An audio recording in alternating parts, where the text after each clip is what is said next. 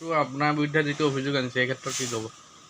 গাঁৱৰ ৰাইজে ঘৰৰ লিষ্ট ৰিজেক্ট হোৱাৰ ক্ষেত্ৰত যি অভিযোগ আনিছে সেই ক্ষেত্ৰত মই ক'ম যে 2018-19 বৰ্ষত আমাক এটা টীম দিছিলে দক্ষিণপাট পঞ্চায়তত জিঅ'টেক কৰিবৰ কাৰণে। সেই টীমটোত আমাৰ SILMৰ পৰা 3গৰাকী দিছিলে কমিউনিটি লিডাৰ, আৰু ব্লকৰ পৰা BDO ছাৰে দিছিলে 3জন, আৰু সেই 6জনীয়া টীমটোত মাত্ৰ মোবাইল দিছিলে 2টাই, ৰেজিষ্ট্ৰেশ্যন মোবাইল। সেই মোবাইলকেইটা ব্যৱহাৰ কৰিছিলে। BDO ছাৰে 2জন মানুহ নিয়োগ কৰিছিলে ব্লকৰ পৰা, সেই মানুহজনে ব্যৱহাৰ কৰিছিলে।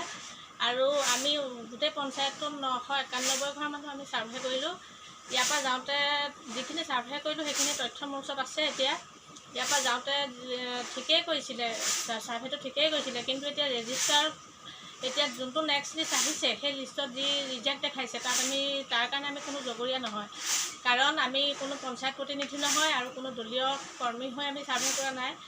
আমি ছাৰ্ভেটো কৰিলোঁ, আমাক নিৰ্দিষ্ট সময় দিছিলে, সেই সময়কণতহে সময়কণৰ কাৰণেহে আমি ছাৰ্ভে কৰিছোঁ। তাৰপিছত কি হৈছে কি নহৈছে সেইটো বিভাগীয় কৰ্তৃপক্ষই জানিব আৰু পঞ্চায়ত প্ৰতিনিধিয়ে জানিব।